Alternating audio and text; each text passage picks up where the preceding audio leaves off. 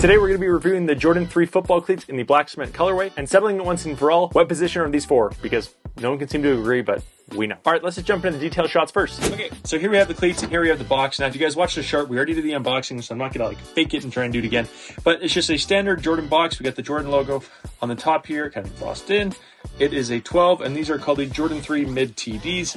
Makes sense. Got the 23 paper on the inside. Nothing crazy there. If you watched the short, like you should have watched, you already know about this stuff. So what we're going to focus on here, though, is going to be a lot of the different detail shots and kind of walking you through the cleat in greater detail than we did in that short. So we basically got a bunch of different pieces on the upper that we got to cover, and then we have the traction plate and then the inside as well. So we're going to start with the traction plate on this.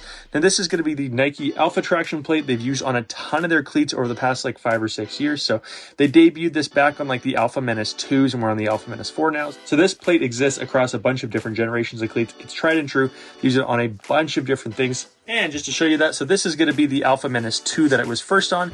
You can see what it looked like here, but I even have it on my Jordan 1, my Florida Gators ones. Again, it has the exact same traction plate. So they've used this on the Jordan line through a bunch of their different stuff and across a lot of their different big skill and lineman cleats as well. Now we're going to talk about those a little later, so I'm just going to leave those right there. So this is going to be the cleat. We have the traction plate on here, and with all their other lineman cleats, we do have a Lunar Lawn midsole. You can see that kind of wraps around this thing. The Lunar Lawn midsole goes between the traction plate and the upper, and it's super comfortable, feels really nice against your heel, and I absolutely love that. It's definitely not as good as the Boost insole, but the Lunar Lawn is still super nice. Now it's going to take us the most time to talk about on this is going to be all the different materials that make up this upper on here. So on the front and back of it, the first thing we have is an overlay here where we have the elephant print, and it's basically they take the elephant print and it's one piece of fabric, but they kind of have it it's 2 layers. So you basically take this white and you scratch it away, and then we have that underneath. It's not screen printed or anything on there, so that looks really nice. So we have this overlay on the inside of the heel that kind of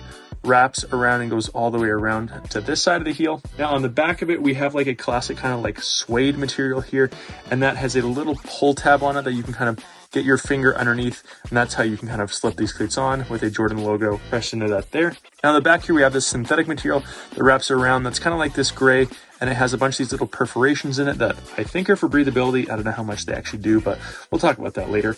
Now we do have that same material that kind of wraps underneath here and goes in there.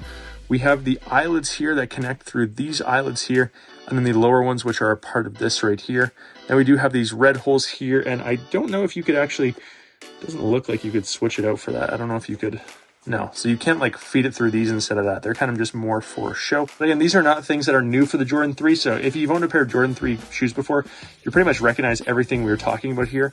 Now, the second overlay is going to be the main one here, and that's this black leather that kind of wraps through here, wraps around the toe box and around the entire cleat.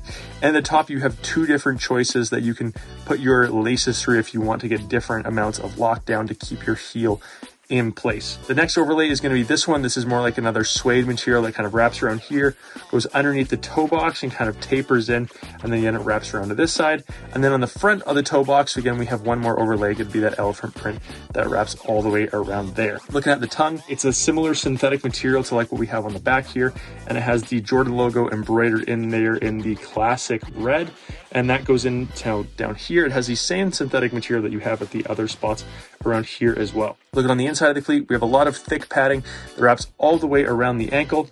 And then on the inside, we do have a tongue, and the tongue is sewn in with 2 pieces of elastic kind of down in there that kind of keep this tongue from getting too floppy. And last thing is we do have an insole in this thing. It's not glued in. It's a pretty thin insole. It's okay. We'll talk about that a little bit later. And you can kind of see a little bit through there. Yeah, can't really see the Lunar Lawn, but that's okay. So that's all the details. Let's jump into the review. All right, now that that's done, we got a bunch of different categories we're going to cover today. We're going to look at things like comfort, fit, protection, traction, stability, style, price, and what positions we think this cleat is best for. All right, so the first one we're going to look at is comfort. And this year, I've been spending most of my time reviewing skill cleats, looking at the Nike Alpha Menaces most recently, the Added Zeros before that, and I just forgot how comfortable a pair of cleats can be when they add a bunch of cushioning to it. So if you don't know, most of the cleats that have this Alpha traction plate also have a Lunar Lawn midsole underneath it. And essentially, that's just a nice big thick piece of foam between the traction plate and your heel. And it just feels super nice on your foot. And when you take that Lunar Lawn midsole and combine it with the Alpha traction plate, which is a very wide plate, it feels great with my really wide feet. I don't feel any restrictions. And like you guys saw in the detail shots, everywhere on this has really nice, big, thick materials, really nice, thick foam cushioning around your heel, thick tongue, really good insole in this as well. The leathers wrap around your foot really nice. It's just a super comfortable cleat. Now, it's not saying a lot compared to the other ones I've tested this year because they're really heavy on ground feel, but by far, this is the most comfortable pair of cleats I've worn from this year. Now, the only downside to these nice, big, thick foams and padding and all that stuff is going to be breathability. That stuff just doesn't let all that heat out. Now, like I said, they do have some ventilation ports in here, so they have a couple on the side. The tongue has ventilation ports, and there's a couple around the heel here, but that's just not going to do a lot when it's surrounded by all these other thick foams and really soft, paddy materials. Now, they don't run as hot as something like the Nike Force Savages because these are basically just a plastic shell, but these are also by far the hottest cleat I've tested this year. All right, next thing we're going to look at is fit. Now, I used to always go for a 12.5, but as this year, I've kind of gone back to a 12 to give myself a little bit more of a snug fit in my cleat, and these fit true to size like any other cleat out there that I've tested this year. So go with whatever you regularly do for cleats. Now, the easiest way to test these, if you can't get your hands on these beforehand, is go test any cleat at one of your local stores that has this Alpha traction plate. So the two cleats you could easily find to give yourself a good comparison is going to be the Nike Alpha Menace for varsities. They have the plate on it, so you can test it how it is with your wide feet. But because those Alpha ones generally have a more narrow toe box around it, I'd recommend finding the Jordan 1s. They have the Alpha plate and are going to be a little better test for wide feet. So find some Jordan 1s locally. These will probably be a little more common. Now, the next thing we're going to look at is protection. And when we're talking about protection, there's really one place that we need it on a pair of football cleats. And that's going to be mostly around this toe box because this is where you're most likely to get your foot stepped on. So on this toe box, we have this piece of leather here. It has some thick foam underneath it that helps give a little absorption. And then around the toe box, we have one more layer of leather, two more layers with the elephant print. So you have three layers of leather on the front of the toe here, which is really nice to see, and then one thick layer on the top. It's not going to be as protective as something like this because this is essentially a hard shell, but it is easily one of the top two, probably top three for protection on the top of your toe or for cleats in the market right now. So protection is pretty good. Next thing we're going to look at is traction. Now, like I've said a bunch, these have the Alpha plate on the bottom. This plate has been around for a long time. It started years ago on the Alpha Pro 2s,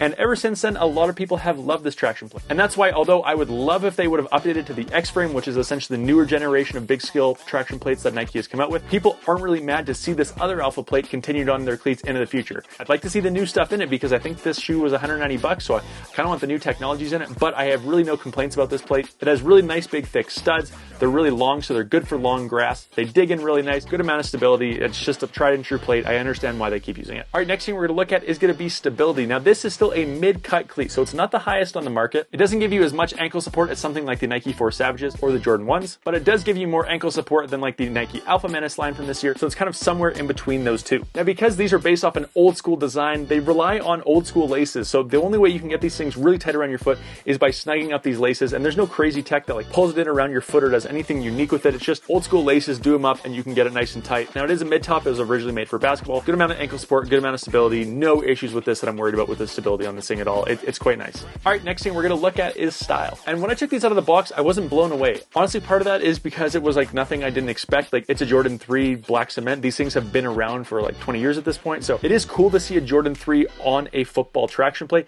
but it just didn't blow me away as far as design because I've seen it a bunch. Having said that, though, the Jordan 3 silhouette is really nice, and there's a lot of different cool colorways that they can build off this in the future. They can release the UNC ones to the public, and they already dropped into the university. They could do the UCLA ones in gold again, give those to the public, or they could do some of the classic Jordan 3 colorways and release those. We could have the cool gray, the black cat, the white cements. Like, there's a lot of different options. They can use this Jordan 3 platform and make a bunch of really cool cleats. It is a great start for the use of the Jordan 3, but I want some more cool stuff to come. All right, next thing we're going to look at is price. These are not cheap. These are $190 versus most of the other scale cleats on the market around like $120 to $140. For me to get these to Canada costs like way over $400, which is insane. I am paying those prices to make these videos, but again, I make them for you guys. So if you did like this video, go ahead and subscribe. We put out 2 videos every single week about this kind of stuff. We're spending a lot of money on these videos. Now, outside of that, for that price, do I recommend it? I actually probably do, because if you're going to pay like $150, $160 for like the Under Armour Hammer, or if you're going to try and find like the Nike Force Savages on eBay or something else, yes, these are probably the most expensive cleats you can get on the market that you'd want for a lineman. Spoiler for the positions.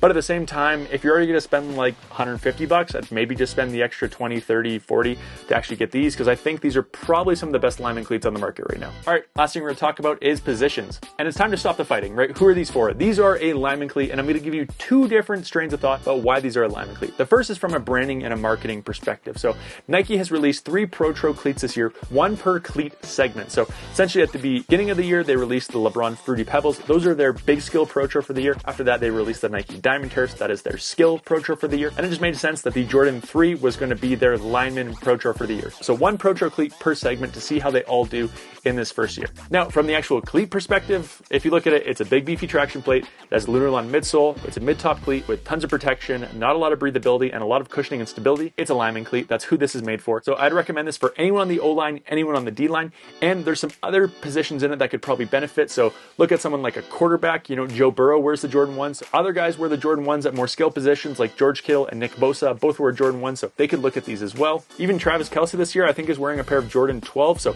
he could look at something like this too. You could also get away with this with like an inside linebacker or another position like that too. So a lot of positions I could really utilize and take advantage of this cleat, and honestly, I really love it. Now, if you guys did love today's video, again, we'd appreciate it if you subscribe down below. We put out 2 videos every single week. Other than that, if you don't want to subscribe, just keep watching our videos as they pop up on your page. We really appreciate it. Otherwise, I'll see you next time.